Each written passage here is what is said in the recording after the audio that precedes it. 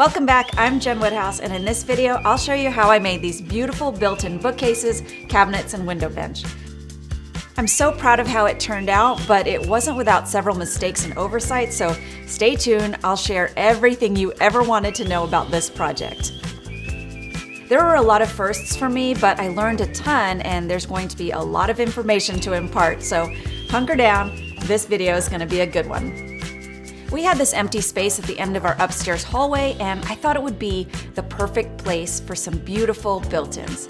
A couple of cabinets, bookcases, and a window bench adds so much more storage and functionality to a previously unused alcove. Instead of building the cabinets from scratch like I normally would, I did what my good friend Corey from Sawdust to Stitches did. She's so smart, and she buys unfinished in-stock cabinets from the Home Depot and then modifies them and custom fits them into her space. This is such a clever solution, especially with today's crazy lumber prices. It saves so much time and money. Once I got the cabinets home, I primed and painted them, and then I installed them into the space. I removed the baseboards first so the cabinets could be installed flush to the wall. Normally you'd want to remove the carpet also so that you can install the cabinets over a level surface like a subfloor, but I actually install the cabinets right over the carpet for a couple of reasons. Some people will tell you that it's not a great idea to do this because if you have a flood, the water will be absorbed by the carpet, cause damage to the cabinets, introduce risk of mold, etc., etc. But we are upstairs at the end of a hallway, far away from any water source, and there's very little risk for moisture here, so flooding isn't a concern. Also, because I screwed the cabinets to the studs in the wall and shimmed whatever gaps I had underneath, I made sure the cabinets are level and plumb, so we're going to avoid any compression that might happen over time with the carpet. And floors are rarely perfectly flat anyway, so we should be just fine doing it this way because of our unique situation. Now that the cabinets are installed, it's time to build the window bench. I built a quick base frame out of scrap 2x4s and built the bench from a sheet of 3/4 inch plywood, almost exactly like the bench I built in our son's room. I documented that project on my Instagram highlights, but let me know in the comments if you want me to draw up actual plans for this. It's a super simple build. I used my track saw to cut out all the parts for the bench, then sanded, primed, and painted them before assembly. This is the new cordless track saw from Festool, by the way, and it is amazing. It cuts like a champ. There's no burning or bogging down, and the cuts are super precise and clean. This saw is quickly becoming the new favorite in my shop. So if you're in the market for a new saw, get this one. You will love it. If not, a table saw or a cordless circular saw will work just fine too. I laminated the plywood so that it would be a finished thickness of 1.5 inches. This way, I'm able to use 1x2s for the face frame and not have any overhang on the edges, so if you're pulling a basket out, it doesn't get hung up on that lip. Once the bench was built, Adam slid it into place, screwed it to the studs in the cabinets, then I glued and nailed on the 1x2 face frame. Strong men! Setting the bench in here. Look at those big old muscles. Nice. Nicely done. Fits like a glove. Like a glove. Now we are going to trim that out with some 1x2s. Of course, baseboard will come all across the bottom here. Onto the countertops. I chose this unfinished butcher block countertop and again used the track saw to cut it down to the length I needed. The square factory edge of the butcher block didn't look quite right, like it was missing something, so I tried using a roundover bit on the router to round the edges off, but then it ended up looking like a kitchen counter, so I hunted around until I found this cove and bead router bit.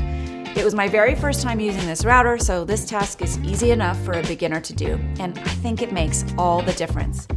This pretty profile was exactly the look I was going for. It's probably one of my favorite things about this entire project. This classic routed edge makes the butcher block look more like a piece of furniture rather than a countertop, so I was super happy that I went through the extra effort and added that detail. It's such a small thing, but I believe good design is in the details.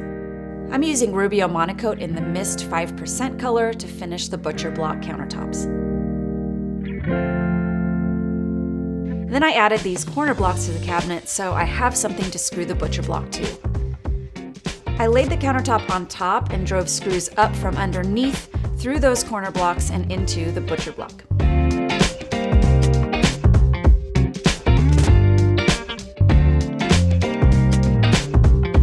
Okay, cabinets, bench, and countertops are done, so let's move on to the bookcases.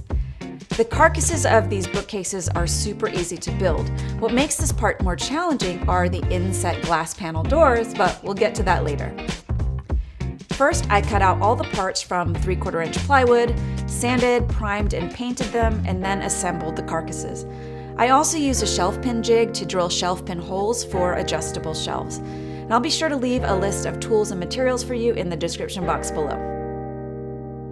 The bookcase build was straightforward, except I mismeasured and built them too tall. I have no idea how I did that. I swear I measured and I thought I considered all the things, but somehow the bookcases ended up being too tall and they wouldn't fit into the space. Maybe I forgot to account for the thickness of the countertops, I don't know, but luckily this was an easy fix.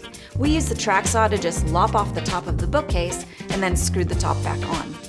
Unfortunately, I had already built the doors, so I had to shorten them too. Again, not a hard mistake to fix, but annoying nonetheless. Once both the bookcases and the doors were built to the correct size, we were able to install them into the space. Adam removed the crown molding, hoisted the bookcases on top of the countertop, and then screwed them to the studs in the wall.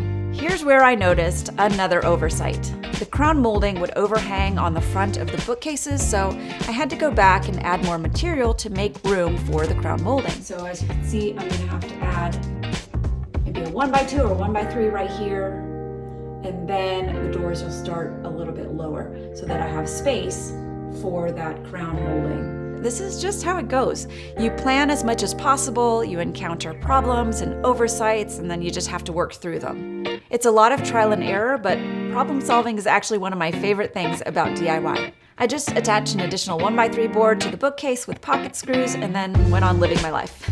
To build the glass panel doors, I watched Bourbon Moth's video here on YouTube, which is super helpful. I'll link it below too. I encourage you to check it out. Jason shows you in great detail how to build glass cabinet doors.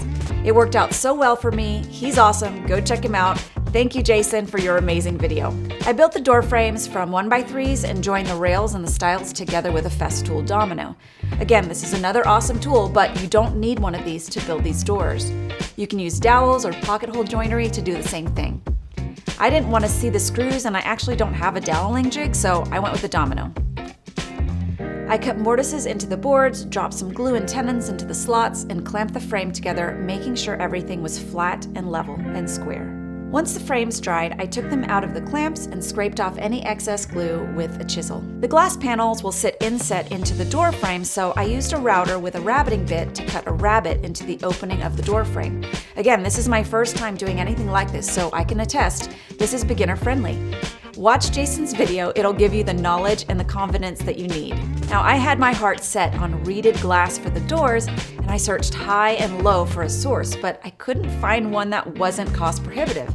Every place I checked, the glass would cost at least $600 or $700, and that was just not gonna happen. I thought I'd have to settle for regular old boring glass, so I hit up my local glass company and had them cut me a couple panels to fit my door frames. But you know me, I can't take no for an answer, so I racked my brain to find an alternate solution. I mean, the heart wants what the heart wants.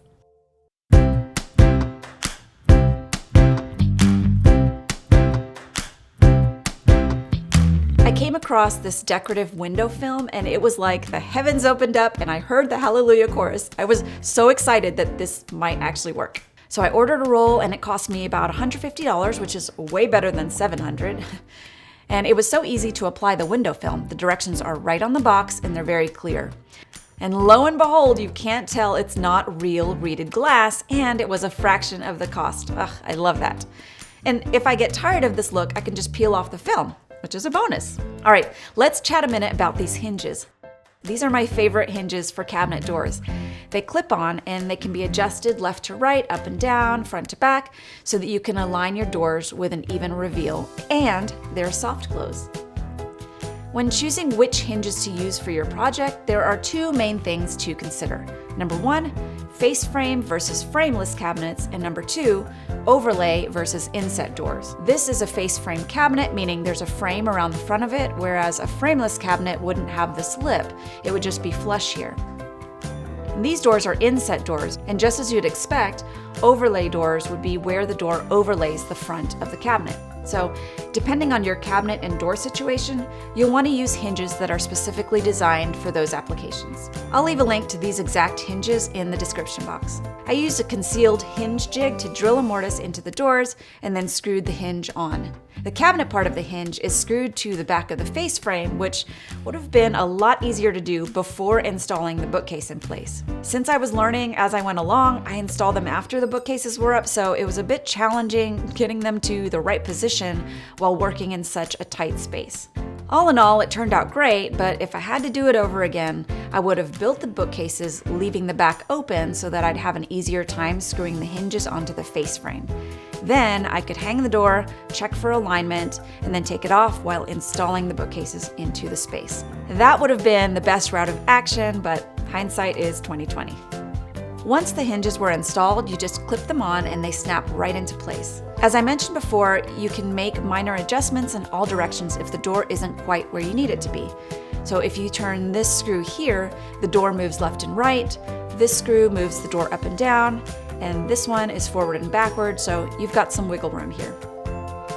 We reinstalled the crown molding and baseboard. By the way, I have a pretty thorough video on how to cut and install crown molding on my Instagram, so you can check that out if you're interested. There was a pretty wide gap between the wall and the bookcase, and if I applied the trim sealant there, I'd have to build it up or it would fall right through. So let me show you my secret weapon. This squishy foam thing is called backer rod, and it comes in various sizes. You just press it into the crevice and it bridges the gap so that the sealant has a backing to adhere to. This stuff is magic. Finally, I added the hardware. These French Cremone bolts add the perfect finishing touch. So what do you think? Are you ready to install some built-ins in your own home? I can't believe how much storage and functionality we gained in this little space. I love when form and function come together. So that's it for me in this video. If you want more details on this project and others, visit jenwoodhouse.com and hit that like and subscribe button and leave any questions in the comments below. Thanks so much for watching, and I'll see you in the next video.